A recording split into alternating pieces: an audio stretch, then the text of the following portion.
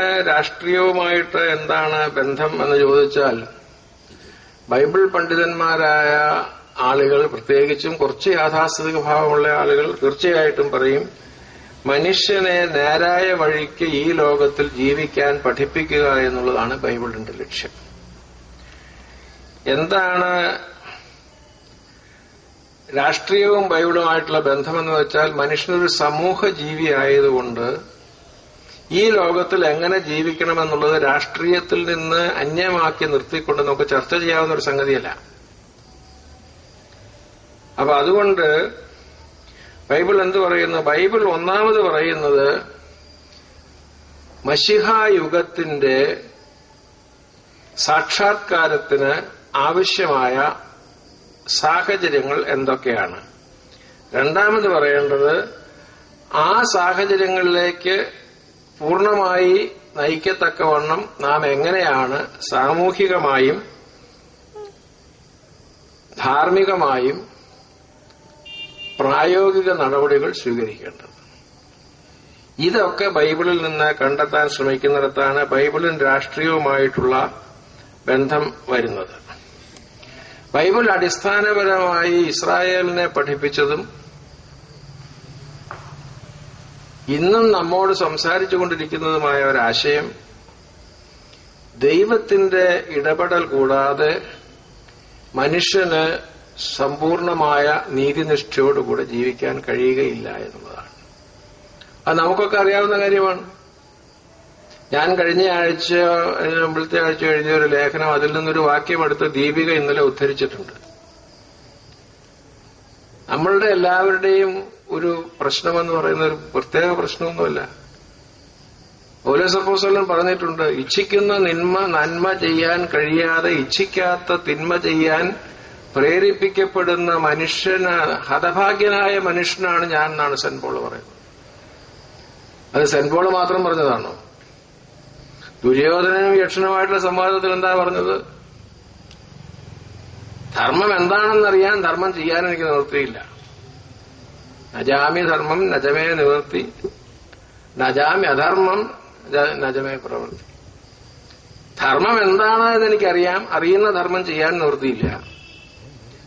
ചെയ്യരുതാത്തത് എന്താണെന്ന് എനിക്കറിയാം, പക്ഷെ ഞാനത് ചെയ്തു പോകുന്നു. ഇത് മനുഷ്യ ജീവിതത്തിന്റെ നിരന്തരമായി വേട്ടയാടുന്ന ഒരു പ്രഹേളികയാണ്. അതിനൊരു സമാധാനമാണ് ബൈബിളിൽ നിന്ന് നമുക്ക് കാണാൻ കണ്ണും കേൾക്കാൻ ചെവിയും ഗ്രഹിക്കാൻ മനസ്സുമുണ്ടെങ്കിൽ ദൈവം നമ്മോട് സംസാരിക്കുന്നത്. ദൈവം ബൈബിളിൽ നമ്മോട് സംസാരിക്കുന്ന ഓരോ കാര്യങ്ങളും കാണാനായിട്ട് ദിവസം അങ്ങനെ മറിച്ചു നോക്കിയാൽ മാത്രമാവില്ല. അപ്പൊ ചിലപ്പോൾ അബദ്ധമാവും. ഒരു വികാരി അച്ഛൻ സൺഡേ സ്കൂളിൽ ചെന്ന് ഒരു കൊച്ചിനോട് ഒരു വാക്യം പറയാൻ പറഞ്ഞു. അപ്പൊ അവന്റെ ഓർമ്മയിൽ ആദ്യം വന്ന വാക്യം അവൻ പറഞ്ഞത്, യൂദാ പോയി കെട്ടിച്ചവന്ന് ചത്തുന്ന. അപ്പൊ ഹെഡ് മാസ്റ്റർക്ക് വിഷമമായി. വികാരിയച്ഛൻ വന്നപ്പോ എന്ത് വാക്യം ഈ കൊച്ചു വായിച്ചത്? മോനെ നീ വേറൊരു വാക്യം പറയാൻ. അപ്പൊ മറ്റവൻ വേറൊരു വാക്യം പറഞ്ഞു. അതും പുതിയാമത്തെന്നുള്ളത് തന്നെയാണ്. പക്ഷെ അവൻ പറഞ്ഞു, നീയും പോയി അങ്ങനെ തന്നെ ചെയ്യുക. അപ്പൊ അതുകൊണ്ട് അങ്ങനെ മറിച്ചു നോക്കിയിട്ട് അഭിപ്രായം കിട്ടാനുള്ള സാധനമല്ല. അതിപ്പോ ഞാൻ തെക്കോട്ട് പോകണോ വടക്കോട്ട് പോകണോ നോക്കാനായിട്ട് അങ്ങനെ ചില ആൾക്കാരുണ്ട് ബൈബിൾ നോക്കിയിട്ട് തീരുമാനിക്കുന്നവരെ. അതൊക്കെ ഒരു അന്ധവിശ്വാസമാണ്.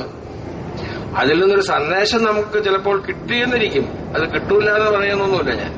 ഞാനങ്ങനെ നോക്കുന്ന ആളാണ് പലപ്പോഴും. ഇന്ന് എന്നോട് ദൈവം വല്ലതും പറയുന്നുണ്ടോ? ആദ്യം കാലത്ത് എഴുന്നേറ്റാൽ, ഞാൻ കട്ടിലിൽ നിന്ന് എഴുന്നേൽക്കുന്നതിന് മുമ്പ് എന്റെ അമ്മ എന്നെ പഠിപ്പിച്ചതുപോലെ,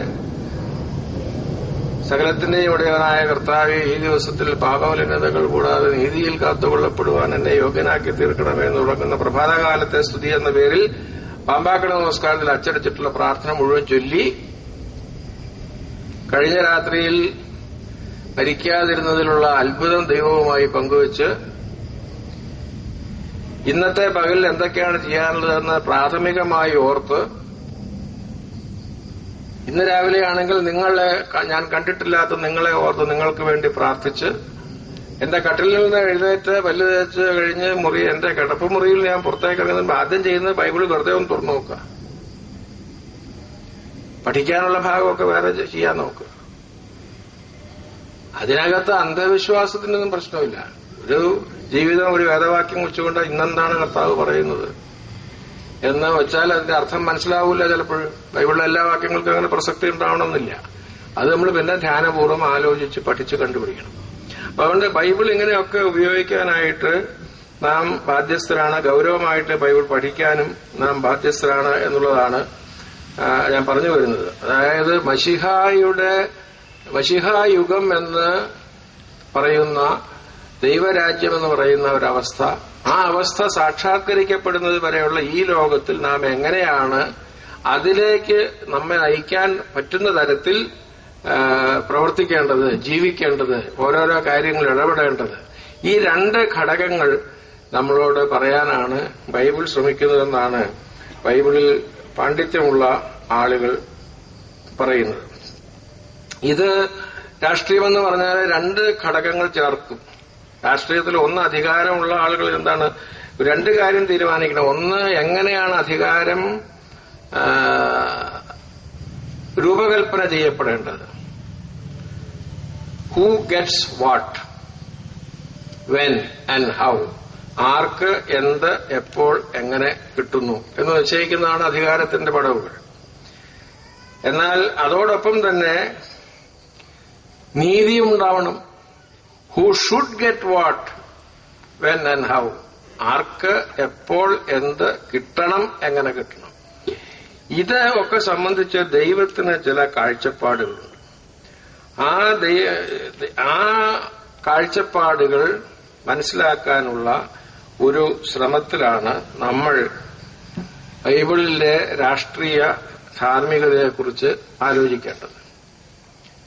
ബൈബിളിലെ രാഷ്ട്രീയ ധാർമ്മികതയെക്കുറിച്ചുള്ള സങ്കല്പത്തിൽ നമ്മൾ ചിന്തിച്ചു തുടങ്ങുമ്പോൾ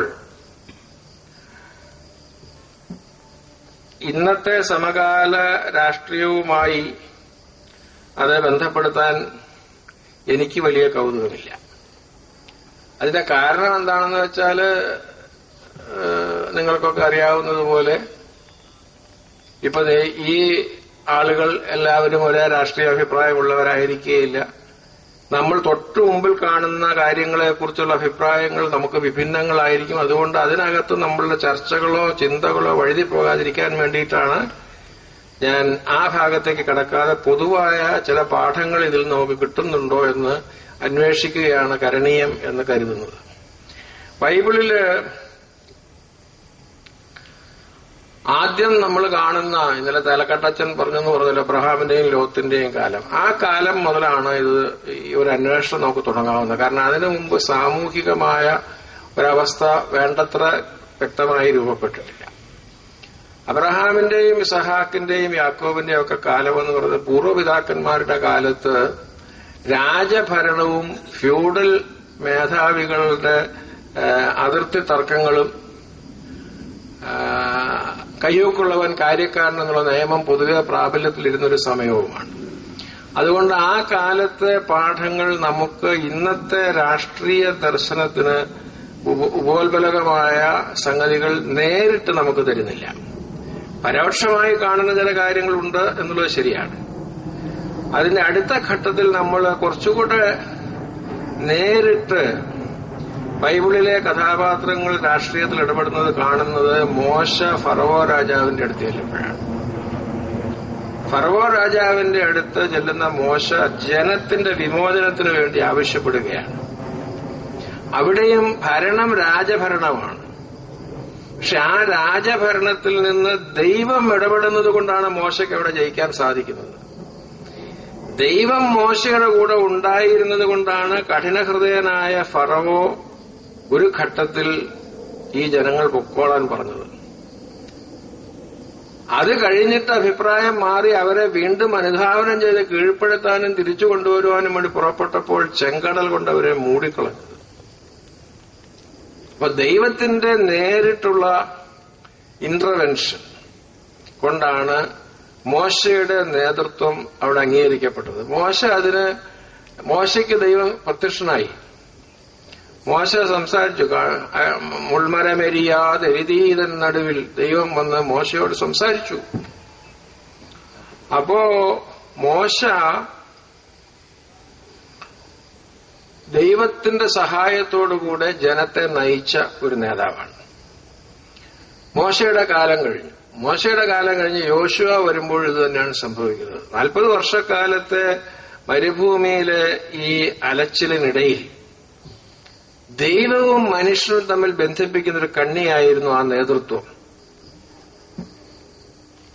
ഇപ്പോഴും പുരോഹിതന്മാരെ കുറിച്ച് ദൈവത്തെയും മനുഷ്യരെയും ബന്ധിപ്പിക്കുന്ന പാലം എന്നാണ് നാം പറഞ്ഞു വയ്ക്കാറുള്ളത്.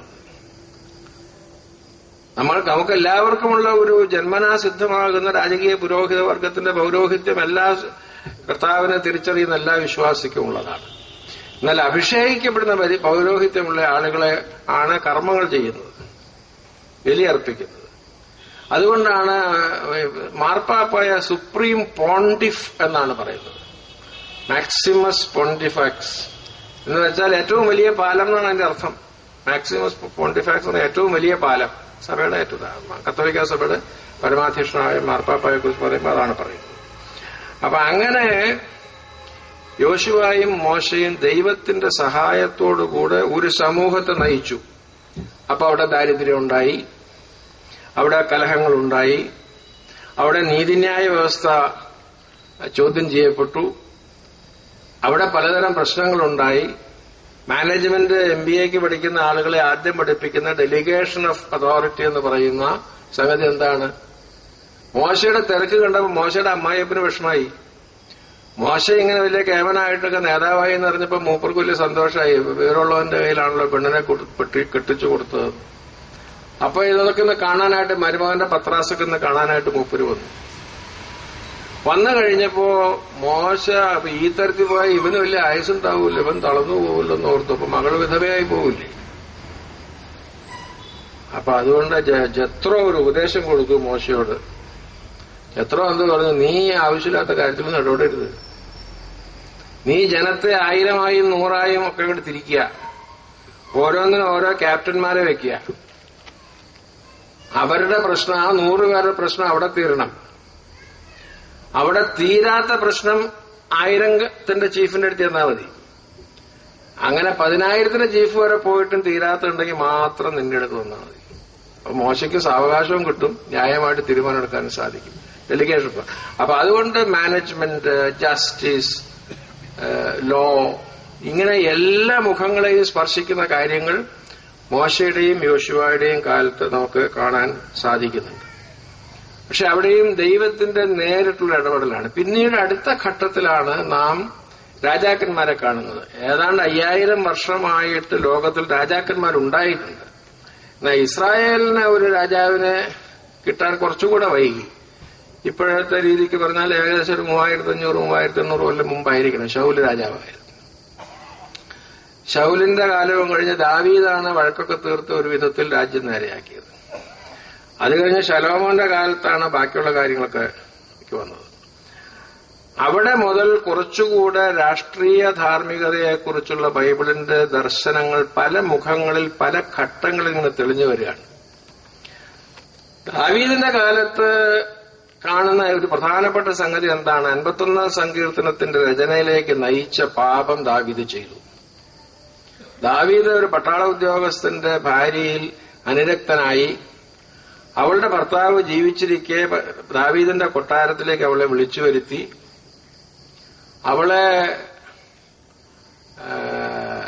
അവളുമായി ബന്ധപ്പെട്ടു. അവൾ ഗർഭിണിയായെന്നറിഞ്ഞപ്പോൾ അത് ഭർത്താവിന്റെ പുറത്ത് കെട്ടിവെക്കാൻ വേണ്ടിയിട്ട് ഭർത്താവിനെ പടക്കളത്തിൽ നിന്ന് വിളിച്ചു വരുത്തി. അവൻ വീട്ടിൽ പോവാൻ കൂട്ടാക്കാതെ പടക്കളത്തിലേക്ക് തിരിച്ചു പോയപ്പോൾ അവനെ കൊല്ലാൻ ഏർപ്പാട് ചെയ്തു. ഇതൊക്കെ കഴിഞ്ഞപ്പോഴാണ് നാഥാൻ വന്ന് രാജാവിനോട് സാമൂഹ്യ നീതിയെക്കുറിച്ചും നിയമവ്യവസ്ഥയെക്കുറിച്ചും രാജാവ് ഭരണകർത്താവ് പാലിക്കേണ്ട ധാർമ്മികതയെക്കുറിച്ചും പറയുന്നത്. CJ തോമസിന്റെ ആ മനുഷ്യൻ നീ തന്നെ എന്ന നാടകത്തിൽ പറയുന്നതായ വിഷയം. നാഥാൻ എന്നുള്ള പ്രവാചകൻ ചെന്ന് രാജാവിനോട് മുഖത്ത് നോക്കി പറഞ്ഞു, നീ ചെയ്തത് ശരിയല്ല. അവിടെയാണ് ഇന്ന് നാം മനസ്സിലാക്കുന്ന രീതിയിലുള്ള ഘടനയിലുള്ള ആദ്യത്തെ ധാർമ്മികതയുടെ ഒരു ഇന്റർവെൻഷൻ, ഇടപെടൽ സമൂഹത്തിൽ കാണുന്നു.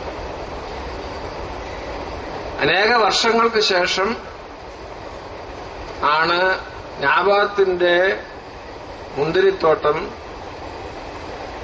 കൈവശപ്പെടുത്താൻ വേണ്ടി രാജാവും രാജ്ഞിയും കൂടെ ഒത്തുശ്രമിച്ചത്. അവിടെയും പ്രവാചകൻ ചെന്ന് പറയുന്നു, ദിസ് ഈസ് റോങ്. ഇത് നിയമവിരുദ്ധവും നീതിവിരുദ്ധവും ആയൊരു സംഗതിയാണ്. ഒരാളുടെ സ്വത്ത് അവിഹിതമായ മാർഗത്തിൽ കൂടെ കൈയടക്കുക എന്നുള്ളത്. അവിടെയും ഇസ്രായേൽ എന്ന രാഷ്ട്രത്തിന്റെ ധാർമ്മികതയ്ക്ക് പടിപടിയായി ലഭിക്കുന്ന നിർവചനത്തിന്റെ അടുത്ത ഘട്ടമാണ് നമ്മൾ കാണുന്നത്.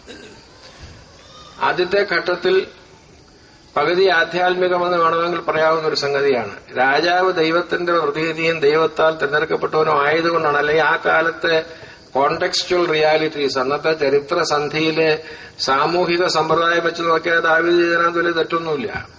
അന്നതൊക്കെ പല ആളുകളും ഇങ്ങനെയൊക്കെ ചെയ്യുന്നവരുണ്ടായിരുന്നു.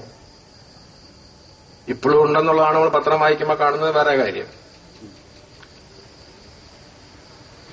അതിനടുത്ത ഘട്ടമാണ് മുന്തിരിത്തോട്ടം കൈയടക്കിയപ്പോൾ ഇക്കണോമിക് ജസ്റ്റിസ്. അവിടെ നീതിയുടെ മറ്റൊരു മുഖമാണ് അനാവരണം ചെയ്യപ്പെടുന്നത്.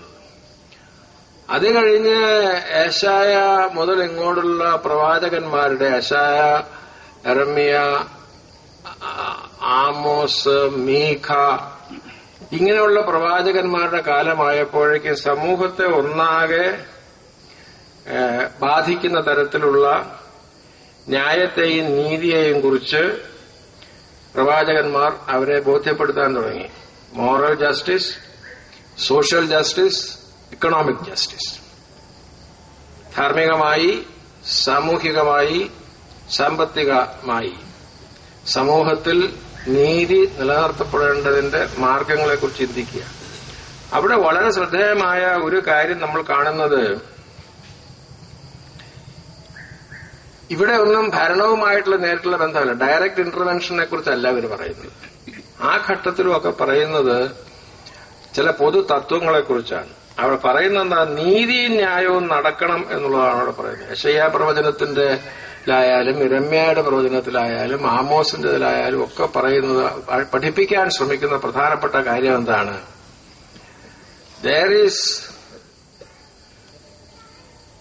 there cannot be justice without worship എന്നല്ല, worship is meaningless without justice എന്നുള്ളതാണ്. അതായത് ദൈവത്തെ ആരാധിക്കുകയും ദേവാലയത്തിൽ കർമ്മങ്ങൾ നടത്തുകയും ചെയ്യുന്നതൊക്കെ ന്യായം തന്നെ. പക്ഷേ നീ നീതിപൂർവമായൊരു കാര്യം ചെയ്താൽ നീ കർമ്മങ്ങൾ ചെയ്യുന്നത് ശരിയായില്ല എന്നുള്ളത് കൊണ്ട് നിന്നെ മാറ്റി നിർത്തുന്നില്ല. നേരെ മറിച്ച് നീ കർമ്മങ്ങൾ എത്ര ഭംഗിയായി ചെയ്താലും നീ ചെയ്യുന്ന പ്രവൃത്തി നീതിയോടുകൂടിയുള്ളതിൽ നീ മാറ്റി നിർത്തും. ഇതാണ് ജസ്റ്റിസ് ആൻഡ് വർഷിപ്പ് തമ്മിലുള്ളതായ ഒരു ബന്ധം. ഇതാണ് പ്രവാചകന്മാര് അന്നത്തെ രാജാക്കന്മാരെയും സമൂഹത്തിന്റെ നേതാക്കന്മാരെയും ഒക്കെ പറഞ്ഞ് പഠിപ്പിക്കാനായിട്ട് ശ്രമിച്ചത്. നേരിട്ട് അധികാരവർഗവുമായി ഏറ്റുമുട്ടുന്ന രാഷ്ട്രീയ നൈതികതയുടെ ഒരു പുതിയ അധ്യായം തുറക്കുന്നത് മക്കാബിയ യുഗത്തിലാണ്. അത് ക്രിസ്തു ജനിക്കുന്നതിന് മുമ്പുള്ള ഒരു 150 വർഷക്കാലത്തിനിടയ്ക്ക് ഉണ്ടായൊരു മഹാസംഭവമാണ്. അന്ന് ഹാസ്മോണിയൻ വംശത്തിൽപ്പെട്ട രാജാക്കന്മാര് ഇവിടെ വന്ന ആ ഹാസ്മോണിയൻ യുഗമെന്നാണ് അതിന് പറയുന്നത് തന്നെ. അവിടെയാണ് സെലൂക്കിഡ് രാജാക്കന്മാർക്കെതിരായിട്ട് ഇസ്രായേല് ശരിക്ക് രാഷ്ട്രീയം കളിക്കുന്ന ഒരവസ്ഥയിലേക്ക് വരുന്നത്. അവിടെ മുതലാണ് രാഷ്ട്രീയ നൈതികതയുടെ വ്യക്തമായ പാഠങ്ങൾ നമുക്ക് ലഭിക്കാൻ തുടങ്ങുന്നത്. അതിന്റെ തെളിവുകളാണ് ക്രിസ്തുവിന്റെ ജീവിതത്തിൽ തെളിഞ്ഞു കാണുന്നത്. ഡോക്ടർ സെബാസ്റ്റ്യൻ പോൾ ഇവിടെ പറഞ്ഞ ഉദാഹരണങ്ങളൊക്കെ ഞാൻ ഈ പറഞ്ഞതിന്റെ തുടർച്ചയായി യേശുക്രിസ്തുവിന്റെ മനുഷ്യാവതാര കാലത്തെ സംഭവങ്ങളിൽ നിന്നും നമുക്ക് കണ്ടെത്താൻ കഴിയുന്ന കാര്യങ്ങളാണ്. നാം കഷ്ടാനുഭവ ആഴ്ചയോട് ഇത്ര അടുത്തിരിക്കുന്ന സമയമായതുകൊണ്ട് ഞാൻ പറയട്ടെ, അന്ന് ഒരു ഞായറാഴ്ച എന്താണ് സംഭവിച്ചത്? യെരുശലേം നഗരത്തിന്റെ പടിഞ്ഞാറ് തീരപ്രദേശത്തുള്ള കൈസറിയ നഗരത്തിൽ നിന്ന് കുതിരപ്പുറത്ത് കയറി പട്ടാളത്തിന്റെ അകമ്പടിയോടുകൂടെ പീലാത്തോസ് നഗരത്തിലേക്ക് പ്രവേശിക്കുന്നു. കിഴക്കുവശത്ത് ഒലിവ് മലയിൽ നിന്ന് ഇറങ്ങി കഴുതപ്പുറത്ത് കയറി വലിയ ഒരു ജനാവലി കർഷകരുടെ ഓശാന വിളികളോടുകൂടെ യേശുക്രിസ്തു നഗരത്തിലേക്ക് പ്രവേശിക്കും. ഈ കഴുതയും കുതിരയും തമ്മിലുള്ളതായ സംഘർഷമാണ് വാസ്തവത്തിൽ ഈ രാഷ്ട്രീയ ധർമ്മത്തെക്കുറിച്ച് പറയുമ്പോൾ നമ്മൾ ശ്രദ്ധിക്കേണ്ട ഒരു സംഗതി. ഞാൻ അതിനെക്കുറിച്ച് എന്റെ ഒരു പുസ്തകത്തിൽ അതിനെക്കുറിച്ച് ലേഖനം എഴുതിയിട്ടുണ്ട്.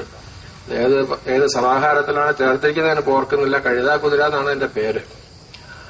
അപ്പൊ അത് തെളിയിക്കുന്നത് എന്താന്ന് വെച്ചാൽ രാഷ്ട്രീയ നൈതികത, രാഷ്ട്രീയ ധർമ്മം എന്ന് പറയുന്നത് ദൈവഹിതത്തിന് അനുരൂപമായി മനുഷ്യന് ആവശ്യമായ കാര്യങ്ങൾ ചെയ്യാൻ വേണ്ടി മനുഷ്യന് സംഘടന ആവശ്യമാണ്, നിയമം ആവശ്യമാണ്, കുറ്റത്തിന് ശിക്ഷ ആവശ്യമാണ്. ഇതൊക്കെ ശരിയാണ്. പക്ഷേ ഇതിനെല്ലാം ദൈവികമായ ഒരു അടിസ്ഥാനം ഉണ്ടാകണം എന്ന് പറയുന്നു എന്നുള്ളതാണ് പ്രധാനം. അപ്പോ ആ കാലഘട്ടം നമ്മളൊന്ന് മനസ്സിലാക്കണം. കർത്താവ് ജീവിച്ച ആ കാലഘട്ടം എന്ന് പറയുന്നത് ഹാസ്മോനിയൻ യുഗത്തിന് ശേഷം ഹെരോദ് രാജാവിന്റെ കാലവും കഴിഞ്ഞ് റോമാക്കാര് നേരിട്ട് ഭരിക്കാൻ തുടങ്ങി. അർക്കലാവോസിനെ മാറ്റിക്കഴിഞ്ഞിട്ട് അവര് നേരിട്ട് ഭരിക്കാൻ തുടങ്ങിയ കാലത്ത് അവരുമായി സമരസപ്പെട്ട് മഹാപുരോഹിതന്മാരും സദൂക്യരും പ്രവർത്തിക്കുകയും അങ്ങനെ ഒരു അധിനിവേശ വ്യവസ്ഥ അവിടെ ഉണ്ടാവുകയും ചെയ്തു. സോഷ്യോളജിയിൽ അതിന് ഡോമിനേഷൻ സിസ്റ്റം എന്ന് പറയും. ഈ ഡോമിനേഷൻ സിസ്റ്റം എന്ന് പറയുന്നത് എല്ലാ സമൂഹത്തിലും ഓരോ ഘട്ടത്തിൽ ഉണ്ടാകാവുന്നതാണ്. അങ്ങനെ അവിടെ ഒരു സമൂഹം ഉണ്ടായപ്പോൾ ആ അധീശതാ വ്യവസ്ഥയ്ക്ക് എന്താണ് സംഭവിക്കുന്നത്? അതിനകത്ത് രാഷ്ട്രീയമായ അടിച്ചമർത്തലുണ്ടാവും, പൊളിറ്റിക്കൽ ഒപ്രഷൻ, സാമ്പത്തികമായ അനീതി ഉണ്ടാവും, ഇക്കണോമിക് എക്സ്പ്ലോയിറ്റേഷൻ. അതിനൊക്കെ ന്യായം കാണിക്കാനായിട്ട് രാജാധികാരം ദൈവത്തിൽ നിന്ന് കിട്ടിയതാണെന്ന് പറയുന്നത് പോലെ മഹാപുരോഹിതന്മാർ ഞങ്ങൾ പറയുന്നത് നിങ്ങൾ അനുസരിച്ചു കൊള്ളണമെന്ന് പറയുന്ന ലെജിറ്റിമേഷൻ. ഈ 3 ഘടകങ്ങൾ വെച്ചുകൊണ്ടാണ് ആ സമയത്ത് ഈ അധീശ വ്യവസ്ഥ ഉണ്ടാകുന്നത്. ഇത് കർത്താവിന്റെ കാലത്ത് പുതുതായിട്ട് തുടങ്ങിയതല്ല.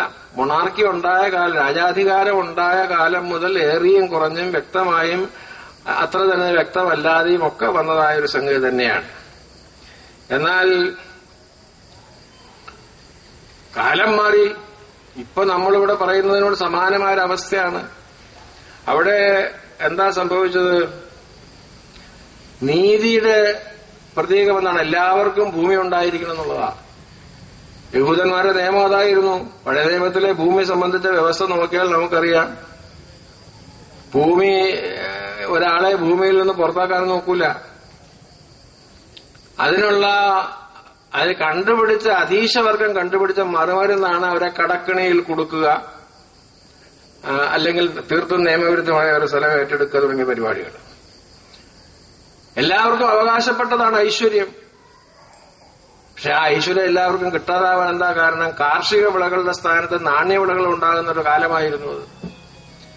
അപ്പൊ ഗോതമ്പും അതുപോലെയുള്ള ധാന്യങ്ങളും പച്ചക്കറികളും ഒക്കെ ഉൽപ്പാദിപ്പിക്കുന്നതിന്റെ സ്ഥാനത്ത് ഒലിവും ഈന്തപ്പഴവും ഒക്കെ കൂടുതലായിട്ട് ഉൽപ്പാദിപ്പിക്കപ്പെടാൻ തുടങ്ങിയപ്പോൾ അതൊരു കാർഷിക വിളവാണ്. കാർഷിക വിളവിന്റെ സ്ഥാനത്ത് നാണ്യവിളകൾ വരുമ്പോൾ എന്ത് സംഭവിക്കുന്നു? നമ്മുടെ നാട്ടിലിപ്പോ സംഭവിക്കുന്നു. നെല്ല് കൃഷിക്കാരൻ ആരുമല്ലാതായി തീരുകയും റബ്ബർ കൃഷിക്കാരൻ മുതലാളിയായി തീരുകയും ചെയ്യുന്ന അവസ്ഥ നമുക്ക് മനസ്സിലാവുന്ന രീതിയിലാണ്. ഇത് 2000 വർഷം ഉണ്ടായപ്പോഴാണ് ഈ പ്രോസ്പെറിറ്റി എല്ലാവർക്കും ഇല്ലാണ്ടായി തീർന്നത്. ഭൂമിയുടെ പുറത്തുള്ള അവകാശം അസ്ഥിരതയാൽ അടയാളപ്പെടുത്തപ്പെട്ടപ്പോൾ അവിടെ ആദ്യമുണ്ടായത് ജസ്റ്റിസ്, നീതിയുടെ നിഷേധം. രണ്ടാമതുണ്ടാകുന്നത് പ്രോസ്പെറിറ്റി, ഐശ്വര്യം, പുരോഗതി, അഭിവൃദ്ധി എല്ലാവർക്കും ഇല്ലാതെ ചില ആളുകൾക്ക് മാത്രമേ ഉണ്ടാകൂ. സ്വാഭാവികമായും അതിന്റെ ഫലമായി സുരക്ഷിതത്വത്തിന്റെ കാര്യത്തിലും അല്ലെങ്കിൽ രക്ഷാബോധത്തിന്റെ കാര്യത്തിലും എല്ലാ ആളുകൾക്കും ഇത് കിട്ടാത്തൊരവസ്ഥ വരുന്നു. അങ്ങനെയുള്ള ഒരു അവസ്ഥയിലാണ് കർത്താവ് അവിടെ പറയുന്നത്. രാഷ്ട്രീയത്തിലെ ധാർമ്മികതയെക്കുറിച്ച് ബൈബിൾ പറഞ്ഞു തരുന്ന ഏറ്റവും പ്രധാനപ്പെട്ട കാര്യം എന്ന് പറയുന്നത് ചൂഷണം പാടില്ല. നേരത്തെ പറഞ്ഞതുപോലെ ജസ്റ്റിസ് ഓവർ വർഷിപ്പ്. ആരാധനയില്ലാതെ നീതി അംഗീകരിക്കപ്പെടുന്നില്ല എന്നല്ല, അനീതി ചെയ്യുന്നവന്റെ ആരാധന അംഗീകരിക്കപ്പെടുന്നില്ല എന്നാണ് പറയുന്നത്. അപ്പൊ ജസ്റ്റിസ് വിതൗട്ട് വർഷിപ്പ് പാടില്ല. അത് ആണ് പഴയ നിയമത്തിലൊക്കെ പറയുന്നതാണ്. ആമോസിന്റെ പ്രവചനത്തിന്റെ 5-ാം അധ്യായം, മീഖായുടെ പ്രവചനത്തിന്റെ 6-ാം അധ്യായം, ഹോശേയയുടെ പ്രവചനത്തിന്റെ 6-ാം അധ്യായം ഒക്കെ വളരെ വ്യക്തമായി ലളിതമായി പറഞ്ഞു തരുന്ന ഭാഗമാണിത്. ദൈവത്തെ ആരാധിക്കുന്നതും സമൂഹത്തിൽ നീതി പുലർത്തുന്നതും ഒരു നാണയത്തിന്റെ 2 വശങ്ങളാണ്. അതിന് എവിടെ പ്രശ്നങ്ങൾ ഉണ്ടാകുന്നുവോ അവിടെ ദൈവകോപമാണ് ഉണ്ടാകുന്നത്. നമ്മൾ ഈ ആഴ്ച കേൾക്കാൻ പോണ എന്താണ്? കർത്താവ് ചാട്ടവാറെടുത്ത് ദേവാലയത്തിൽ പ്രവേശിച്ച് നിങ്ങൾ ഇതിനെ കള്ളന്മാരെ ഗുഹയാക്കി തീർത്തുന്നില്ലേ? യെശയ്യാ പ്രവചനത്തിൽ നിന്ന് ഉള്ള ഒരു വാക്യവും യിരെമ്യാ പ്രവചനത്തിലുള്ള ഒരു വാക്യം കൂടെ ചേർത്ത് വെച്ചാണ് കർത്താവിന്റെ വായിൽ മർക്കോസ് എഴുതി വെച്ചു കൊടുത്തിരിക്കുന്നത്. എന്റെ ഭവനം പ്രാർത്ഥനാ ആലയം എന്ന് വിളിക്കപ്പെടേണ്ടതാണ്, നിങ്ങൾ അതിനെ കള്ളന്മാരുടെ ഗുഹയാക്കി. എന്താ കാര്യം? അവിടെ നടന്ന കാര്യങ്ങളൊക്കെ നടക്കേണ്ട കാര്യങ്ങൾ തന്നെയാണ്. ഹെരോദ് രാജാവ് വലിയ ദേവാലയം പണിതു. ദേവാലയത്തിന് നിങ്ങൾക്കൊക്കെ മിക്കവർക്കും അറിയാവുന്നതുപോലെ യെരുശലേം ദേവാലയം എന്ന് പറഞ്ഞാൽ നമ്മുടെ പള്ളി പോലെ, പള്ളി അതിന്റെ രൂപമൊക്കെ ഉണ്ട്, പക്ഷെ ഇതുപോലെയല്ല. വലിയൊരു ഏർപ്പാടാണ്. മഹാവിശുദ്ധ സ്ഥലം, അവിടെ മഹാപുരോഹിതന് മാത്രമേ പോകാനൊക്കുള്ളൂ. അത് കഴിഞ്ഞാൽ പുരോഹിതന്മാർ വിശുദ്ധ സ്ഥലം, അവിടെ നിത്യം കർമ്മം നടത്തുന്ന പുരോഹിതന്മാർക്ക് പോവാം. പിന്നെ പുരുഷന്മാരുടെ പ്രാകാരം, പിന്നെ സ്ത്രീകളുടെ പ്രാകാരം, പിന്നെ പുറജാതിക്കാരുടെ സ്ഥലം. ഈ പുറജാതിക്കാരുടെ സ്ഥലത്താണ് ഈ കച്ചവടമൊക്കെ നടക്കുന്നത്. ആ കച്ചവടം അവിടെ നടന്നതുകൊണ്ട് പള്ളിയിലെ കുർബാനയ്ക്ക് ഒരു തടസ്സം ഉണ്ടായില്ല. പള്ളിയിൽ അവിടെ അച്ഛൻ മൈക്ക് വെച്ച് കുർബാന ഇല്ലുമ്പോ ഈ പറമ്പില് ഒരു പാവപ്പെട്ട പെട്ടിക്കപ്പീടക്കാരൻ കച്ചവടം നടത്തിയാൽ കുർബാനയ്ക്ക് തടസ്സമൊന്നുമില്ല. 40 ഏക്കറാണ് ഒരു പ്ലാറ്റ്ഫോം പോലെ ഹെരോദ് പണിതുണ്ടാക്കിയത്. ആ 40 ഏക്കർ എന്ന് പറഞ്ഞാൽ എന്തോരം സ്ഥലം ഉണ്ടാകുന്ന നമ്മൾ ഊഹിച്ചാൽ മതി. അതിലെല്ലാവർക്കും അവിടെയാണ് കച്ചവടം നടന്നത്. അപ്പൊ അതുകൊണ്ട് ആരാധന അത് ശല്യപ്പെടുത്തിയില്ല. പിന്നെ കച്ചവടം കൊണ്ട് എന്തെങ്കിലും ആവശ്യമുണ്ടോ? ആവശ്യമുള്ള സംഗതികളാണ് കച്ചവടം. അവിടെ എന്താണ്? ലോകത്തിന്റെ വിവിധ ഭാഗങ്ങളിൽ നിന്നുള്ള യഹൂദന്മാർ അവിടെ വരും. അവർക്ക് അവിടെ വരുമ്പോൾ അവരുടെ നാട്ടിലെ നാണയം ഈ നാട്ടിലെ പലസ്തീൻ നാട്ടിലെ നാണയമായിട്ട് വിനിമയ നിരക്കനുസരിച്ച് എടുത്തെങ്കിൽ മാത്രമേ ഉപയോഗിക്കാനൊക്കുള്ളൂ. അല്ലെങ്കിൽ നമ്മൾ പട്ടിയുടെ കയ്യിൽ മുഴുവനങ്ങ കിട്ടിയെന്ന് പറയുന്ന പോലെ നമ്മളിപ്പോ ഡോളറും കൊണ്ട് കാലടിയിലെ ഒരു തട്ടുകടയിൽ പോയി 6 ദോശ വേണമെന്ന് പറയുന്നത് പോലെയോ, അല്ലെങ്കിൽ 100 രൂപയുടെ 1000 രൂപയുടെ നോട്ടും കൊണ്ട് ദുബായിലോ അമേരിക്കയിലോ പോയി ഒരു വിതൗട്ട് പോരട്ടെ എന്ന് പറയുന്നത് പോലെയാണ്. ഈ വിതൗട്ട് പോരട്ടെ എന്നുള്ളത് മലയാളിക്ക് മാത്രം മനസ്സിലാവുന്ന ഒരു ഭാഷയാണ് കേട്ടോ. ലോകത്തിൽ ഈ പഞ്ചസാര ഇടാത്ത ചായക്കാണ് വിതൗട്ട് എന്ന് പറയുന്നത്. കേരളത്തിലല്ലാണ്ട് ലോകത്തിൽ ഒരു സ്ഥലത്ത് മനുഷ്യന് മനസ്സിലാവില്ല. തമിഴ്നാട്ടിൽ പോയാൽ പോലും മനസ്സിലാവില്ല. WITHOUT എന്നുള്ള വാക്കാണ് നമ്മൾ വിതൗട്ട് എന്ന് പറഞ്ഞ മലയാളത്തിൽ. ഇപ്പൊ അത് മലയാളം വാക്കാണെന്ന് വെച്ചാൽ മതി. ഒരു കടയിൽ ചെന്നാൽ ഒരു വിതൗട്ട് പോരട്ടെ എന്ന് പറഞ്ഞാൽ നമ്മുടെ ഇവിടെ ഏത് ചായപ്പീടിയക്കാരനും മനസ്സിലാവും. കേരളത്തിന് പുറത്ത് ആർക്കും മനസ്സിലാവുകയില്ല. അപ്പൊ എന്നെ വെച്ച് ഒരു വിതൗട്ട് ദുബായി പോയിട്ട് ഒരു വിതൗട്ട് പോരട്ടെ എന്ന് പറഞ്ഞ് 100,000 രൂപ കൊടുത്താ അപ്പൊ വിനിമയം അതാത് രാജ്യത്തെ വിനിമയം വേണം. പോരെങ്കിൽ ദേവാലയത്തിൽ ഈ രാജാവിന്റെ തലയും വാലുമുള്ള നാണയമൊന്നും ഇടാൻ ഒക്കില്ല. അപ്പൊ ദേവാലയത്തിൽ അംഗീകരിക്കാവുന്ന നാണയമായിട്ട് മാറ്റിയെടുക്കണം. പിന്നെ മൃഗങ്ങളുടെ, പ്രാവുകളുടെയും ആടുമാടുകളുടെയും കച്ചവടമാണ്. അതും ആവശ്യമായിരുന്നു. കാരണം ഇപ്പൊ ഇന്ത്യയിൽ തന്നെ യഹൂദന്മാരുണ്ടായിരുന്നു നമുക്കറിയാമല്ലോ. അപ്പൊ ഇന്ത്യയിൽ നിന്ന് യെരുശലേമിലേക്ക് ഇപ്പൊ മുസ്ലിമുകൾ ഉംറ നിർവഹിക്കാൻ പോകുന്ന പോലെ പോകണം എന്നാണ് അവരുടെ റൂള്. ആരോഗ്യം എല്ലാവരും ആയുസ്സിൽ ഒരിക്കൽ പോയിരിക്കണം, ആരോഗ്യമുള്ള ആളുകൾ കഴിയുന്നത്ര പോകണം എന്നൊക്കെയാണ് അവരുടെ നിയമം. അപ്പൊ അവരിവിടുന്ന് പോകുമ്പോ അവിടെ ബലി കഴിക്കാനുള്ള പ്രാവൊക്കെ ഒരു 2 പ്രാവ് എന്റെ ബാഗിൽ ഇരിക്കട്ടെ കൊണ്ടുപോകാൻ നോക്കുമോ? അടുത്ത വിമാനത്തിൽ കയറ്റില്ല എന്നുള്ള പെട്ട അന്ന് വിമാനമില്ല, എല്ലാവരും വല്ല കരമാർഗം കുതിരപ്പുറത്തോ കഴുതപ്പുറത്തോ ഒക്കെയാണ് പോണത് എന്നും പറഞ്ഞുകൊണ്ട് ഇവിടുന്ന് പ്രാവിനെയും ആടിനെയൊക്കെ അങ്കവാലില് പെരുമ്പാവൂർ ചന്തന്ന് ഒരു ഉരുവിനെ വാങ്ങിച്ച് ഇവിടെ കാലടിയിലായ കിളികളെ വിൽക്കുന്ന അടുത്ത് പോയിട്ട് ഒരു 4 ചങ്ങാലിയെ വാങ്ങിച്ച് അടുത്ത വണ്ടിക്ക് നേരെ പിടിക്കാൻ യെറുശലേമിലേക്കെന്ന് വെച്ചാൽ അവിടെ ചെല്ലുമ്പോഴത്തേക്ക് ഇതൊക്കെ ചത്തുപോകുന്ന മാത്രമല്ല അവിടെ ചില റൂളൊക്കെ ഉണ്ട്. ഊനമില്ലാത്തത് മാത്രമേ പാടുള്ളൂ. എന്താണ് ഈ ഊനം എന്നൊക്കെ അവിടെയുള്ള എക്സ്പേർട്സല്ലേ അറിയാവുള്ളൂ. അപ്പൊ അതുകൊണ്ട് അവിടെ വിൽക്കുന്നത് തന്നെയായിരുന്നു ലാഭം. അവിടെ ചെന്ന് വാങ്ങിച്ച ഇവിടെ ഒന്നും അറിയണ്ട. ഇവിടെ ഈ നാട്ടിലെ രൂപയായിട്ട് യെറുശലേമിലേക്ക് പോവുക, അവിടെ ചെന്ന് യെറുശലേം ദേവാലയത്തിന്റെ പുറത്ത് മുൻവശത്തുള്ള മൈതാനത്തിൽ അല്ലെങ്കിൽ ആ പ്രാകാരത്തില് മണി എക്സ്ചേഞ്ച് ബ്യൂറോ എന്ന് എഴുതിയിരിക്കുന്ന ഫോറിൻ എക്സ്ചേഞ്ച് സ്ഥലത്ത് പോവുക, നമ്മുടെ രൂപ കൊടുക്കുക, അവിടുത്തെ നാണയം വാങ്ങിക്കുക. ആ നാണയം ഉപയോഗിച്ച് നമ്മള് പ്രാവെങ്കിൽ പ്രാവ്, ആടെങ്കിൽ ആട്, ഊനമല്ലാതെ റെഡിയാക്കി നിർത്തിയിട്ടുണ്ട്, അതിനെ വാങ്ങിക്കുക, ദേവാലയത്തിൽ അർപ്പിക്കുക. വളരെ സൗകര്യമുള്ള ഏർപ്പാടല്ലേ? പക്ഷെ പിന്നെ ഇതിനാ കർത്താവ്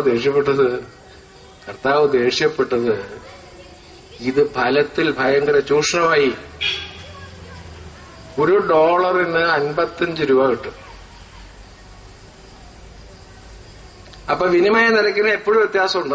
നമ്മളുടെ ഡോളർ ഇങ്ങോട്ട് മാറ്റുമ്പോൾ കിട്ടുന്നതും നമ്മളുടെ രൂപ അങ്ങോട്ട് മാറ്റുമ്പോൾ കിട്ടുന്നത് അത് ഈ ഇടയ്ക്ക് നിൽക്കുന്ന ആളുടെ അടിക്കുന്ന പരിപാടിയാണ്. അവരുടെ ബിസിനസ്സാണ്. പോട്ടെ, $60 എന്ന് വെച്ചോ. അപ്പൊ $60 നമ്മൾ കൊടുത്താൽ നമുക്കൊരു $1 കിട്ടണ്ടേ? യെരുശലേം ദേവാലയത്തിൽ അത് കിട്ടൂല. യെരുശലേം ദേവാലയത്തിൽ $1 കിട്ടണമെങ്കിൽ നമ്മൾ $160 കൊടുക്കണം. അവിടെയാണ് ചൂഷണം. കാരണം അവിടെ ഇടാൻ പറ്റിയ നാണയം ഏതാന്ന് വെച്ചാൽ ഇവന്റെ കയ്യിൽ നിന്ന് വാങ്ങിക്കണതല്ലെങ്കിൽ അവിടെ ഇടാൻ സമ്മതിക്കില്ല. ഞാനിത് എന്റെ ഒരു ലേഖനത്തിൽ എഴുതിയപ്പോ എന്നോട് തേലക്കാട്ടച്ചൻ പറഞ്ഞു, അച്ഛനാ അത് കലക്കി സാറേ, എനിക്ക് ഇഷ്ടപ്പെട്ടു, ഏത് പള്ളിയാന്ന് എനിക്ക് മനസ്സിലായി എന്നും പറഞ്ഞു. ഞാൻ കേരളത്തിലെ ഒരു പള്ളിയുടെ പുറത്ത് എഴുതി വെച്ചിട്ടുണ്ട്, ഇതിനകത്ത് രൂപത്തിൽ അർപ്പിക്കാനുള്ള മാല ഇവിടുന്ന് തന്നെ വാങ്ങിച്ചോളണം, പുറത്തുനിന്ന് കൊണ്ടുവരുന്ന മാല ഇടാൻ പാടില്ലെന്ന്. അത് ഞാൻ ലേഖനത്തിനകത്ത് എഴുതി. അതുകൊണ്ട് 2000 കൊല്ലം കൊണ്ട് അന്ന് ഫുൾ സ്റ്റോപ്പ് വീണില്ല എന്ന് പറഞ്ഞവര്. അപ്പൊ അവിടെ ചൂഷണം. സാധാരണഗതിയിൽ $100 $60 കൊടുത്താൽ $1 കിട്ടണം. അതിന് അവൻ 120 150 വാങ്ങിച്ചിട്ടേ $1 തരുള്ളൂ. പക്ഷെ നമുക്കൊരു ചോയ്സ് ഇല്ല. അവിടെ പ്രാവിന് വില, ഒരു കിളിക്ക് $25 വില പുറത്ത്. അതൊരു $40 വരെ ആയിക്കോട്ടെ, നമ്മൾ ഇത്രയും ദൂരെ നിന്നൊക്കെ കെട്ടിപ്പറിക്കൊണ്ട് പോണേക്കാളും ഭേദമാണ്. അത് അവിടെ നിന്ന് ഊനമില്ല എന്നുള്ള സർട്ടിഫിക്കറ്റോടുകൂടി കിളിയെ കിട്ടണമെങ്കിൽ $150 കൊടുക്കണം. $25 കിളിക്ക് $150 കൊടുക്കേണ്ടി വരും. $60 ഡോളറിന് $160 കൊടുക്കേണ്ടി വരും. നിസ്സഹായനായ ദൈവത്തെ അന്വേഷിച്ചു വരുന്ന ഒരു തീർത്ഥാടകനെ ചൂഷണം ചെയ്യുന്നു. അവിടെയാണ് കർത്താവ് ഇടപെട്ടത്. രാഷ്ട്രീയ നൈതികതയെക്കുറിച്ചാണ് ഞാൻ പറയുന്നത്. അവിടെ എന്തിനാ കർത്താവ് ഇടപെട്ട? 2 കാര്യങ്ങളാണ്. ഒന്ന്, ഈ ഏർപ്പാട് മുഴുവൻ മഹാപുരോഹിതന്റെ ബിസിനസ് ഏർപ്പാടിലാണ് നടന്നത്. ഇതിന്റെയൊക്കെ ഒരു കമ്മീഷൻ അരവന കച്ചേരിയിലേക്ക് കൊടുക്കണം. അത് പോട്ടെ, അത് അവര് പിലാത്തോസുമായിട്ടുള്ള റോമൻ അധികാരികളുമായിട്ടുള്ള ഇടപാടാണ്, എല്ലാം സമാധാനമായിട്ടൊക്കെ പോവാനായിട്ട്. പക്ഷെ അവര് നീതി നിഷേധിച്ചപ്പോൾ കർത്താവ് എന്താ പറഞ്ഞത്? നിങ്ങൾ ഇതിനെ കള്ളന്മാരുടെ ഗുഹയാക്കി. പല ആളുകളും വിചാരിച്ചിരിക്കുന്നത് പള്ളിയിൽ നിന്ന് കട്ടെടുത്തു എന്നാണ് ഈ പറയണെന്നാണ്. അങ്ങനെയല്ല. കള്ളന്മാരുടെ ഗുഹയിൽ മോഷണമില്ല. പുറത്തുപോയി മോഷണം നടത്തിയിട്ട് ആ കട്ടെടുത്ത സാധനവുമായിട്ട് ഒരു കുപ്പിയും കൊണ്ട് വന്നിരുന്ന ആഘോഷിക്കുന്ന സ്ഥലമാണ് കള്ളന്മാരുടെ ഗുഹ. അവൻ വിശ്രമിക്കുന്ന സ്ഥലമാണ് കള്ളന്മാരുടെ ഗുഹ. നിങ്ങൾ ഇതിനെ കള്ളന്മാരുടെ ഗുഹയാക്കി എന്ന് പറഞ്ഞാൽ ഇവിടെ ഇതുകൊണ്ട് നടക്കുന്ന പാർട്ടികളൊക്കെ കള്ളന്മാരാണ്, അവര് കാണിക്കണതൊക്കെ ശുദ്ധ വൃത്തികളാണ്. എന്നിട്ട് അവര് ഈ പള്ളി അവരുടെ റെസ്റ്റിംഗ് പ്ലേസ് ആയിട്ട് ഉപയോഗിക്കുകയാണെന്നാണ് കർത്താവ് പറഞ്ഞതിന്റെ അർത്ഥം. പഴയ നാട്ടിൻപുറത്തെ കണക്കനുസരിച്ചാണ് ഈ പറഞ്ഞ സത്യം എന്ന് പറയുന്നത്.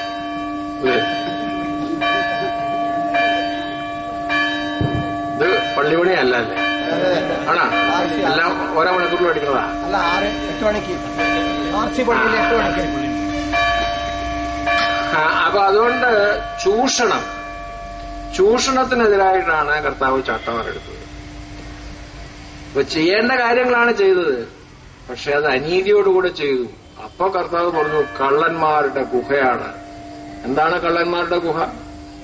കള്ളന്മാര് വിശ്രമിക്കുന്ന സ്ഥലമാണ് ഗുഹ. കള്ളന്മാർക്ക് പരിപൂർണ സുരക്ഷിതത്വം ഉണ്ടാകുന്ന സ്ഥലമാണ് ഗുഹ. മോഷ്ടിക്കാൻ പോയാൽ ചിലപ്പോൾ പോണ വഴിക്ക് പോലീസ് പിടിച്ചെന്ന് വരും, അല്ലെങ്കിൽ നാട്ടുകാർ പിടിച്ചെന്ന് വരും. മോഷണം പൂർത്തിയാക്കി അവന്റെ ഗുഹയ്ക്കകത്ത് വന്നാൽ പിന്നെ ആരെയും പേടിക്കാനില്ല, പിന്നെ സുഖമായിട്ട് വിശ്രമിക്കാം. അപ്പൊ ക്രിസ്തു പറഞ്ഞു, നിങ്ങൾ ദേവാലയത്തെ കള്ളന്മാരുടെ ഗുഹയാക്കി തീർത്തിരിക്കും. എന്തുകൊണ്ട്? ദേവാലയത്തിൽ നിന്ന് മോഷ്ടിച്ചതുകൊണ്ടല്ല, നിങ്ങൾ ദേവാലയത്തിൽ ആരാധന നടത്തുകയും നിങ്ങളുടെ വ്യക്തി ജീവിതത്തിൽ നീതി പുലർത്താതിരിക്കുകയും ചെയ്യുന്നു.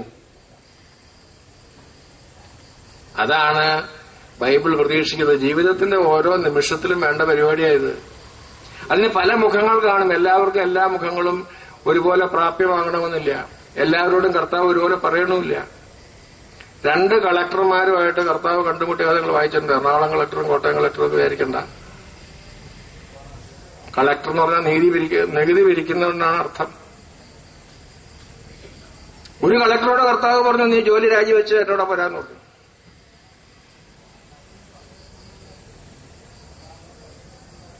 മറ്റേ കളക്ടറോട് പറഞ്ഞു, ഞാൻ ഇന്ന് കളക്ടർ ബംഗ്ലാവിലാണ് ഭക്ഷണം കഴിക്കാൻ പോണത്. ആദ്യത്തെ കളക്ടറുടെ പേര് മത്തായി എന്നായിരുന്നു.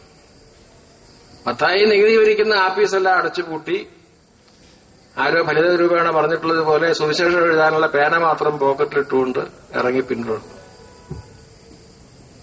മറ്റേ കളക്ടറുടെ പേര് സക്കായി എന്നായിരുന്നു. സക്കായിയോട് കർത്താവ് പറഞ്ഞില്ല രാജിവെച്ച് വരാൻ. സക്കായിയോട് ഞാനിന്ന് ഭക്ഷണം കഴിക്കാൻ പോകുന്ന കളക്ടർ ബംഗ്ലാവിലാണ്. അങ്ങനെ കളക്ടേഴ്സ് ബംഗ്ലാവിലേക്ക് കർത്താവിനെ കൊണ്ട് കളക്ടർ പോയി. പക്ഷെ അവിടെ കർത്താവ് ചെന്നപ്പോ കളക്ടർ വീട്ടിൽ എന്താ സംഭവിച്ചത്? അവിടെ സക്കായിക്ക് മാനസാന്തരം ഉണ്ടായി. മാനസാന്തരം എന്ന് പറഞ്ഞാൽ താൻ മോഷ്ടിച്ചെടുത്തതോ അല്ലെങ്കിൽ തട്ടിച്ചെടുത്തതോ നിർബന്ധമായി പിടിച്ചെടുത്തതോ ഒക്കെ തിരിച്ചു കൊടുക്കാൻ മാത്രമല്ല, അതിന് പുറമെ തന്റെ സമ്പാദ്യത്തിൽ നിന്നുള്ളൊരു ഭാഗം നമ്മൾ ദശാംശമൊക്കെ മനപ്രയാസപ്പെട്ട് കൊടുക്കുന്നത് പോലെ സന്തോഷത്തോടുകൂടിയാണ് കൊടുത്തു. അപ്പോഴാണ് കർത്താവ് പറയുന്നത്, ഇവനും അബ്രഹാമിന്റെ മകനാകിയാൽ ഇന്നീ ഭവനത്തിന് രക്ഷയുണ്ടായി. അതുകൊണ്ട് നിങ്ങൾ ഓരോരുത്തരും ആയിരിക്കുന്ന അവസ്ഥയിൽ ആലോചിച്ചാൽ മതി. എന്റെ ജീവിതത്തിന്റെ സാഹചര്യങ്ങളിൽ എങ്ങനെയൊക്കെയാണ് ഞാൻ നീതി നടപ്പാക്കേണ്ടത് എന്ന് ഞാൻ ദൈവത്തിന്റെ സന്നിധിയിലിരുന്ന് സ്വയം പരിശോധിച്ച് തീരുമാനിക്കണം. നിങ്ങൾ ഓരോരുത്തരും അങ്ങനെ തന്നെ തീരുമാനിക്കണം. അത് ഈ പറയുന്ന പോലെ വലിയ വലിയ കാര്യങ്ങളൊന്നും ആയിരിക്കണമെന്നില്ല. ഒരു ചെറിയ കാര്യം ഞാൻ ചോദിക്കട്ടെ, നിങ്ങളുടെ വീട്ടില് അടുക്കളയിൽ ജോലിക്ക് നിൽക്കുന്ന സ്ത്രീകൾക്ക് വേണ്ടി നിങ്ങൾ പ്രാർത്ഥിക്കാറുണ്ടോ? അവര് കറിക്ക് ഉപ്പ് ഒരു ദിവസം ഇട്ടത് കൂടിപ്പോയെങ്കിൽ അവരെ ചീത്ത പറയും. എന്നാൽ അവര് ഉപ്പ് പാകത്തിനിടാനുള്ള വിവേകം അവർക്ക് കൊടുക്കണമെന്ന കാലത്ത് നമ്മൾ പ്രാർത്ഥിക്കാറില്ല. അതൊരു വൺ സൈഡഡ് പരിപാടിയല്ലേ? നമ്മൾ അങ്ങനെ ഓരോന്നിനു വേണ്ടി പ്രാർത്ഥിക്കണം. ഞാൻ ഇന്ന് കാലത്ത് നിങ്ങൾക്ക് വേണ്ടി പ്രാർത്ഥിച്ചു. നിങ്ങളാരാന്നാ എനിക്കറിയാൻ അറിഞ്ഞിട്ടല്ല. ഞാൻ പ്രാർത്ഥിച്ചതെന്താ? എന്റെ പ്രസംഗം ഈ പറമ്പ് പള്ളിമുറ്റത്ത് വന്നുകൂടുന്ന ഒരു 5-6 പേർക്കെങ്കിലും മനസ്സിൽ തട്ടണം. എനിക്കിപ്പോ ആരെയും ബോധ്യപ്പെടുത്താനൊന്നുമില്ല. ആദ്യം പ്രസംഗം പറഞ്ഞ 5.5 വയസ്സിൽ ഇപ്പൊ നോയമ്പ് വീടിയത് 72 വയസ്സാവും. ഇപ്പൊ വിമാനത്തിലെ ഫസ്റ്റ് ക്ലാസ് വണ്ടിക്കൂലി തന്നെ എന്നെ അമേരിക്ക കൊണ്ടുപോകുന്ന ആൾക്കാർ പ്രസംഗിപ്പിക്കാൻ. അതുകൊണ്ട് ഇപ്പൊ എന്റെ പ്രസംഗം ഇവിടെ മോശമായി എന്നാണ് വിചാരിക്കുക. നിങ്ങൾ പരമാവധി എന്താ പറയാൻ പോണത്? നമ്മള് എന്നെ ക്ഷണിച്ച വർഗീസൊക്കെ പറയും, എന്താ ഇന്ന് സാറൊരു മൂടുണ്ടായിരുന്നില്ല. പരമാവധി അത്രയല്ലേ പറയുള്ളൂ. ഈ 72ാമത്തെ വയസ്സിൽ ബാബുപോളും പ്രസംഗിക്കാൻ അറിയാൻ പാടില്ലെന്ന് ആരും പറയില്ല. ഇന്ന് സാറിനൊരു മൂടുണ്ടായിരുന്നു, ഇത്രയും ദൂരെ യാത്രയൊക്കെ വന്നാലും അതുകൊണ്ടായിരിക്കും. പിന്നെ എപ്പോഴും അവിടെ ഞാൻ ഇതിന് അപ്പൊ ഇവിടുത്തെ സംഘാടകരൊക്കെ മുമ്പരെ വളയേ ഈ പാർട്ടിയോട് നിങ്ങൾ വിളിച്ചോണ്ടത്. അന്നേരം പുള്ളി പറഞ്ഞ ഞാൻ അന്നൊരിക്കെ മറൈൻ ഡ്രൈവിൽ ഒരു പ്രസംഗം കേട്ടപ്പോ നല്ല പ്രസംഗമായിരുന്നു, അതുകൊണ്ടാണ് വിളിച്ചത്. എനിക്കിപ്പോ എന്റെ പ്രസംഗം നന്നാവണമെന്ന് ഞാൻ പ്രാർത്ഥിക്കണ്ട. പക്ഷെ എന്റെ പ്രസംഗം കൊണ്ട് കർത്താവിന്റെ ശബ്ദം എന്റെ സദസ്സിൽ 10 പേരെങ്കിലും കേൾക്കണമെന്ന് പ്രാർത്ഥിക്കാതെ ഇവിടെ വന്ന് പ്രസംഗിക്കാൻ എനിക്ക് അവകാശമില്ല. അതാണ് ദൈനംദിന ജീവിതത്തിൽ ദൈവത്തിന് വേണ്ടി നീതി നടപ്പാക്കുന്നതെന്ന് നമുക്ക് ചെയ്യാൻ കഴിയുന്നത്. നമ്മുടെ ഓരോ ദിവസത്തെ ഓരോ പ്രവൃത്തിയെയും ഓർത്ത് പ്രാർത്ഥിക്കണം. എല്ലാം ദൈവത്തിന്റെ മുമ്പിൽ സമർപ്പിക്കണം. അനന്യാസിനെയും സപ്പീറായെയും പോലെ പകുതി നമുക്കും പകുതി ദൈവത്തിനും പറഞ്ഞ് വെക്കാൻ പാടില്ല. പൂർണ്ണമായി സമർപ്പിച്ച് ചെയ്യണം. ഇപ്പൊ അവിടെ ഇരിക്കുന്ന ഒരു ചെറുപ്പക്കാരിയായ സ്ത്രീയുടെ മുഖത്തിന്റെ എക്സ്പ്രഷൻ ഈ ഇത്രയും ദൂരം നിന്ന് വായിച്ചിട്ട് ഞാൻ കാണുന്നത് എന്താന്ന് വെച്ചാൽ, സാറ് ഈ പറഞ്ഞ പ്രമാണമൊക്കെ കൊള്ളാം, ആള് എന്റെ അമ്മായിയമ്മ അല്ലാണ്ടിരിക്കണം എന്നാണ് ഇപ്പൊ മനസ്സിൽ കൂടെ പോണത്. അങ്ങനെയാണെങ്കിൽ അമ്മായിയമ്മയ്ക്ക് വേണ്ടി പ്രാർത്ഥിക്കണം. അപ്പൊ നേരെയാവില്ല. ഞാൻ ഇതൊക്കെ അനുഭവം കൊണ്ട് പറയാ. പ്രാർത്ഥന അനുസ്യൂതമായി നമ്മുടെ നൈതിക ബോധത്തെ, രാഷ്ട്രീയ നൈതിക ബോധത്തെ ദൈനംദിന ജീവിതവും കൂട്ടിയാൽ എല്ലാവരും പൊളിറ്റിക്സ് മാത്രമല്ല. അതിന്റെ ഏറ്റവും അടിസ്ഥാന ശില നീതിയാണ്, ചൂഷണരഹിതമായൊരു സമൂഹമാണ്. അതിനെ വ്യക്തിപരമായി നമുക്ക് ചെയ്യാൻ കഴിയുന്ന എന്താ? PC ജോർജിന് മിണ്ടാതിരിക്കാൻ പറയാം. വേറെ ഒരാളോട് ഐസ്ക്രീം കഴിക്കരുതെന്ന് പറയാം. പിന്നെ ഒരാളോട് കൈക്കൂലി വാങ്ങിക്കരുതെന്ന് പറയാം. നമ്മൾ ഓരോരുത്തരോടും എന്തു പറയും? അവിടെയാണ് ഞാൻ ഈ പറഞ്ഞ പ്രശ്നം. നമ്മുടെ വീട്ടിലെ ജോലിക്കാർക്ക് വേണ്ടി പ്രാർത്ഥിക്കണം. നിങ്ങള് അങ്കമാലി MLAക്ക് വേണ്ടി എത്ര പേര് പ്രാർത്ഥിക്കുന്നുണ്ട്? വേണ്ട, അങ്കമാലി MLA വിട്. നമ്മുടെ തങ്കച്ചൻ വടക്കേക്കര ആയിക്കോട്ടെ, സർക്കാരുടെ ആയിരിക്കും നോക്കിയാൽ ആ MLAയുടെ പേരും കിട്ടും. തങ്കച്ചൻ ചേട്ടൻ ഇന്ന് കേരളത്തിലെ ത്രിമൂർത്തികളിൽ ഒരാളാണല്ലോ. KPCC പ്രസിഡന്റ്, മുഖ്യമന്ത്രി, UDF കൺവീനർ. ഈ നാട്ടുകാരനല്ലേ? ഈ ഇടവക്കാരനാണ്. എത്ര പേര് ദിവസം തങ്കച്ചനെ ഓർത്ത് ഇന്ന് തങ്കച്ചൻ കാണിക്കണമെന്ന് മണ്ടത്തരാവില്ലേ എന്ന് പ്രാർത്ഥിക്കാറുണ്ട്. പ്രാർത്ഥിക്കട്ടെ, പ്രാർത്ഥിക്കണം. പഞ്ചായത്ത് പ്രസിഡന്റിന് വേണ്ടി പ്രാർത്ഥിക്കണല്ലേ? ഞാൻ ഞാനിവിടെ ആ ഹാളിൽ ഒന്നൊരിക്കൽ പ്രസംഗിച്ചേ, രണ്ടു കൊല്ലമായി കാണാം. അങ്ങനെ ഓർക്കണ്ട. അപ്പുറത്തെ ഹാളിൽ ഇവിടുത്തെ ഈ ഇടവകയിൽ തന്നെ. അന്ന് ഞാൻ പറഞ്ഞു ഞാൻ അന്ത്യോക്യ മലങ്കര ബന്ധം നീണാൾ വാഴട്ടെ എന്നൊന്നും മുദ്രാവാക്യം വിളിച്ചിട്ട ആളല്ല. പക്ഷേ അന്ത്യോക്യ പാത്രിക്കീസിന് വേണ്ടി ദിവസവും പ്രാർത്ഥിക്കുന്ന ആളാണ്. നിങ്ങൾ എത്ര പേര് പ്രാർത്ഥിക്കുന്നു കൈവക്കാൻ ഞാൻ പറയണില്ല. പറഞ്ഞാൽ കൊള്ളാവൂന്ന് എനിക്കറിയാം. എത്ര പേര് പ്രാർത്ഥിക്കുന്നുണ്ട്? ഞാൻ ദിവസവും പാത്രിക്കീസിന് വേണ്ടിയും കാതോലിക്കയ്ക്ക് വേണ്ടിയും സേവേറിയോസ് മുതൽ തീമോത്യോസ് വരെയുള്ള സകല മെത്രാന്മാർക്ക് വേണ്ടിയും പ്രാർത്ഥിക്കും. കാരണം അവരൊക്കെ നേരെ ചൊവ്വേ നടക്കുക എന്നുള്ളത് നമ്മുടെ ആവശ്യമാണ്. നമ്മൾ മരിച്ച സ്വർഗത്തിൽ ചെല്ലുമ്പോൾ അവരെ കണ്ടില്ലേ നമുക്ക് വലിയ സങ്കടമാവില്ല. അപ്പൊ നമ്മൾ അവർക്ക് വേണ്ടി കൂടെ പ്രാർത്ഥിക്കണം, എപ്പോഴും പ്രാർത്ഥിക്കണം. അപ്പൊ അതുകൊണ്ട് നമ്മൾ ബാക്കിയുള്ളവർക്ക് വേണ്ടി പ്രാർത്ഥിക്കണം. പ്രാർത്ഥന മാറിക്കൊണ്ടിരിക്കും. എന്റെ അച്ഛൻ നിങ്ങൾക്കറിയാമല്ലോ, വടക്കൻ തിരുവിതാംകൂറിന്റെ നവോത്ഥാന നായകരിൽ ഒരാളായി അറിയപ്പെട്ടിരുന്ന പൗലോസ് കോറപ്പിസ്കോപ്പ. ദളിതോദ്ധാരണം, വിദ്യാഭ്യാസ വികസനം, പ്രാദേശിക വികസനം, ഒരുപാട് കാര്യങ്ങൾക്ക് വടക്കൻ തിരുവിതാംകൂറിന്റെ ആവശ്യങ്ങൾക്ക് കൂടെ തിരുവനന്തപുരത്ത് പോകണം. തലസ്ഥാനം തിരുവനന്തപുരത്തല്ലേ. അപ്പൊ അന്നൊക്കെ തിരുവനന്തപുരത്ത് പോകണമെന്ന് പറഞ്ഞാൽ യാത്രയാണ് ഒരു ദിവസം. പിന്നെ അവിടെ ഒന്ന് കാര്യം കഴിഞ്ഞാൽ തിരിച്ച യാത്ര വേറൊരു ദിവസം. അപ്പൊ 3 ദിവസം കഴിഞ്ഞല്ലേ വരുള്ളൂ. എന്റെ അനിയൻ റോയി പോള് അവനുണ്ടായി കഴിഞ്ഞപ്പോ അച്ഛനില്ലാത്തപ്പോ ഞാൻ അവനോട് പോരു കുത്തുമെന്ന് അച്ഛനൊരു സംശയം. അപ്പൊ അച്ഛനെ ഈ കള്ളനെ കാവലേൽപ്പിക്കണ മാതിരി എന്നോട് പറഞ്ഞു, അനിയൻകുഞ്ഞിന്റെ കാര്യമൊക്കെ നോക്കിക്കോളുന്നുണ്ട്. അപ്പൊ അവനെ അനിയൻകുഞ്ഞെന്നാ വിളിക്കാൻ വെക്കണം. റോയി പോൾ, അനിയൻകുഞ്ഞിന്റെ കാര്യമൊക്കെ നോക്കിക്കോളൂട്ടോ, നിന്റെ ചുമതലയാണ്. ഞാൻ ഇവിടെ ഇല്ല, നീയാണിപ്പോ ഒരു മൂത്തൊരു പുരുഷനുള്ളത്. 6 വയസ്സുണ്ട് എനിക്ക്. അപ്പോ അന്ന് വൈകിട്ട് ഞാൻ പ്രാർത്ഥിച്ചു, കർത്താവെ ദൂരയാത്ര പോയിരിക്കുന്ന എന്റെ അച്ഛനെ കാത്തുകൊള്ളണം, അനിയൻകുഞ്ഞിന്റെ കാര്യം വിഷമിക്കേണ്ട, അത് ഞാൻ നോക്കിക്കോളാം. ഇന്നും ഞാൻ അങ്ങനെയാണ് പ്രാർത്ഥിക്കണമെങ്കിൽ എനിക്ക് ബുദ്ധിമാന്യം സംഭവിച്ചു അതിന്റെ അർത്ഥം. അന്ന് പ്രാർത്ഥിച്ചത് തെറ്റൊന്നുമില്ല. അന്നത്തെ അറിവ് വെച്ചൊന്നും അങ്ങനെ പ്രാർത്ഥിച്ചു. ഇന്നിപ്പോൾ ഞാൻ പ്രാർത്ഥിക്കുമ്പോൾ എന്റെ പ്രാർത്ഥനയുടെ ചക്രം വിസ്തൃതമാകണം. ഈ മാർപ്പാപ്പയെ കൂടാൻ വേണ്ടി കർദിനാളന്മാരൊക്കെ പോയി. എത്ര കത്തോലിക്കര് പ്രാർത്ഥിച്ചു പറയാൻ പറ്റും. ഞാൻ പ്രാർത്ഥിച്ചുകൊണ്ടിരുന്നു. കാരണം നമ്മളുടെ സഭയുടെ ആയിട്ടുള്ള ഒരു ഇക്കണോമിക് കമ്മ്യൂണിറ്റി എന്നുള്ള ബന്ധം മാത്രമേ ഉള്ളൂ. ലോകത്തിൽ ധർമ്മകുലപതിയും ക്രൈസ്തവരുടെ പ്രതീകവുമായി ബാക്കിയുള്ളവർ കാണുന്ന ആൾ മാർപ്പാപ്പയാണ്. ഉചിതമായ ഒരാൾ വരണം എന്നുള്ളത് നമ്മളുടെ എല്ലാം ആവശ്യമാണ്, നമ്മുടെ സഭയല്ലെങ്കിലും. അങ്ങനെ ഓരോ കാര്യങ്ങൾ തെരഞ്ഞുപിടിച്ച് അത് അവിടെ നമ്മൾ അധർമ്മം കാണുമ്പോൾ വഴക്കുണ്ടാക്കിയാൽ പോരാ, അധർമ്മം ഉണ്ടാകാതിരിക്കാൻ വേണ്ടി കൂടെ പ്രാർത്ഥിക്കുക കൂടെ വേണമെന്ന് പറയാൻ വേണ്ടിയാണ് ഞാനത് സൂചിപ്പിച്ചത്. അതിന് മാതൃകയ്ക്ക് വേണ്ടിയാണ് ഞാൻ സാക്ഷ്യമെന്ന നിലയ്ക്ക് പറഞ്ഞതാണ്. നമ്മുടെ പ്രാർത്ഥനയുടെ ഇതൊക്കെ എന്റെ അപ്പനെ പഠിപ്പിച്ചതാണ്. ഒരു ദിവസം വൈകിട്ട് കുറുമ്പടിയിൽ ഞാൻ ചെല്ലുമ്പോ ഞാൻ കളക്ടറേറ്റാന്ന് എനിക്ക് പ്രാർത്ഥന കഴിഞ്ഞ് കുറച്ച് സമയം അങ്ങനെ മിണ്ടാതിരിക്കുന്ന സമ്പ്രദായം ഉണ്ടായിരുന്നു അച്ഛൻ.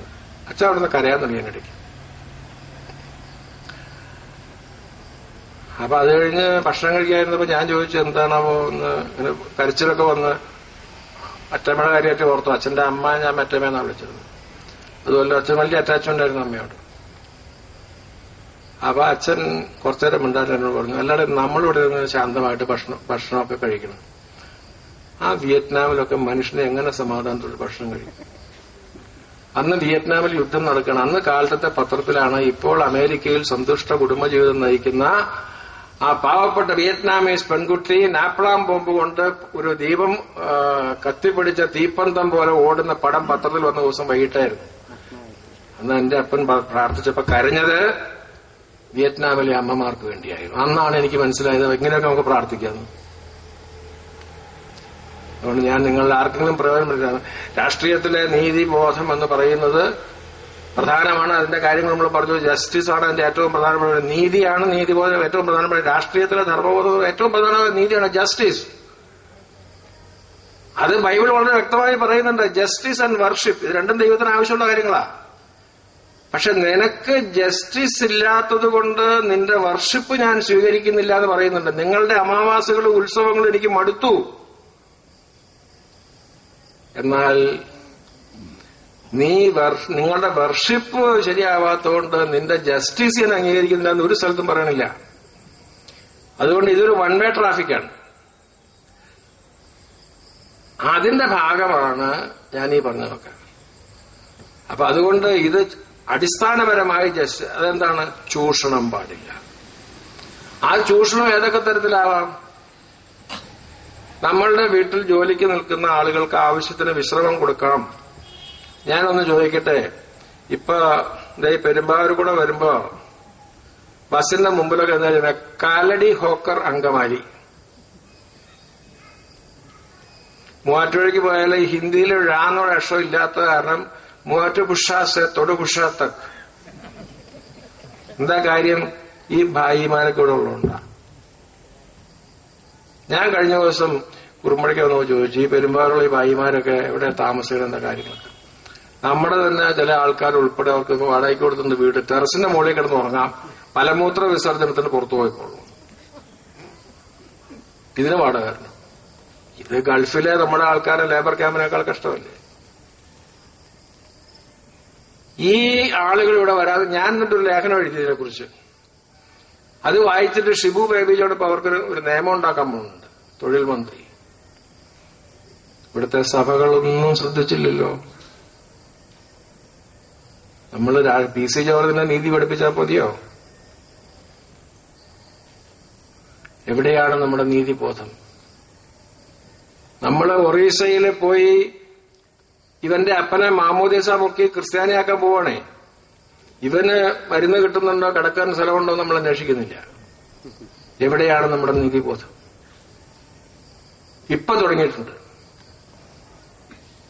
ഞാൻ കഴിഞ്ഞ ദിവസം ചെങ്ങന്നൂരിൽ പള്ളിയുടെ മാർത്തോമാ പള്ളിയുടെ പരിപാടിക്ക് ചെന്നപ്പോൾ അവിടുത്തെ അവരുടെ ഇടവത്രാപ്പോലത്തെ മാർത്തോമാ സഭയിലെ സഫ്രഗൻ തിരുമേനി എന്റെ കൂടെ ആലോ കോളേജിൽ പഠിച്ചതാണ്. തിരുമേനി അവിടെ പ്രത്യേകമായി പറഞ്ഞ എന്റെ പെറ്റ് പ്രോജക്ട് എല്ലാ ഞായറാഴ്ചയും അവിടെ റെയിൽവേ സ്റ്റേഷനിൽ പോയിട്ട് അവരവിടെയാണ് പോലും വന്ന് കൂടുന്നത് ഈ ഭായിമാര്.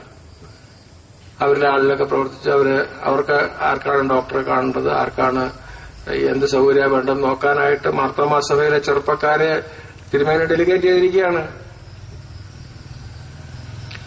ചൂഷണം ഒഴിവാക്കാൻ വേണ്ടിയിട്ടുള്ള പോസിറ്റീവ് സ്റ്റെപ്സ് എടുക്കുക എന്നുള്ളതാണ് സാമൂഹ്യ ജീവിതത്തിലെ നമ്മുടെ നീതിബോധം കൊണ്ട് പ്രതീക്ഷിക്കുന്നത്. ഇതിനെല്ലാം മകുടം ചാർത്തുന്ന ഒരു സംഗതി ഞാൻ വായിക്കാൻ വേണ്ടിയാണ് ഇവിടെ വേദപുസ്തകമൊക്കെ എടുത്ത് കൊണ്ടുവന്നിട്ടുണ്ടെങ്കിലും അതിലേക്ക് പോവാണ്ട്.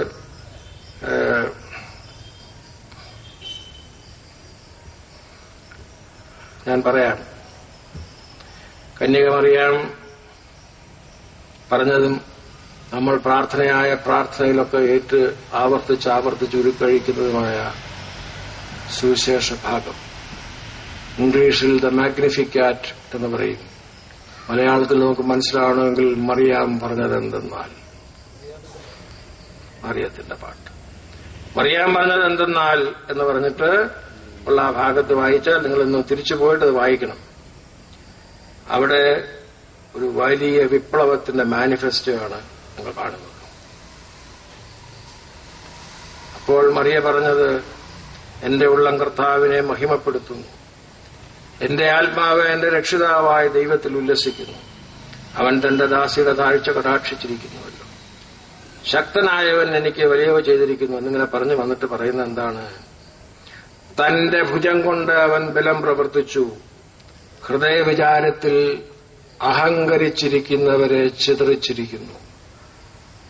സാൻമാർഗിക വിപ്ലവം, മോറൽ റവല്യൂഷൻ. അവൻ പ്രഭുക്കന്മാരെ സിംഹാസനങ്ങളിൽ നിന്നിറക്കി താണവരെ ഉയർത്തിയിരിക്കുന്നു. സോഷ്യൽ റവല്യൂഷൻ, സാമൂഹികമായ വിപ്ലവം. വിശന്നിരിക്കുന്നവരെ നന്മകളാൽ നിറച്ച് സമ്പന്നന്മാരെ വെറുതെ അയച്ചു കളഞ്ഞിരിക്കുന്നു. ഇക്കണോമിക് റവല്യൂഷൻ, സാമ്പത്തിക വിപ്ലവം. ഒരു കാറൽ മാർക്സും ഇതിനേക്കാൾ വലിയ വിപ്ലവം പറഞ്ഞിട്ടില്ല. പ്രിയപ്പെട്ട സഹോദരീ സഹോദരങ്ങളെ, ദൈവമാതാവായ ശുദ്ധമുള്ള കന്യകമറിയാം എലിശ്ബായുടെ വീട്ടിൽ വെച്ച് പറഞ്ഞ ഈ വാചകങ്ങളെക്കാൾ കവിഞ്ഞ യാതൊരു വിപ്ലവവും ലോകത്തിൽ ഇന്നേ വരെ ആരും പറഞ്ഞിട്ടില്ല. ഹൃദയവിചാരത്തിൽ അഹങ്കാരികളായവരെ ചിതറിക്കുന്ന മോറൽ റവല്യൂഷൻ, സാൻമാർഗിക വിപ്ലവം. പ്രമുഖന്മാരെ സിംഹാസനങ്ങളിൽ നിറക്കി താഴ്മയുള്ളവരെ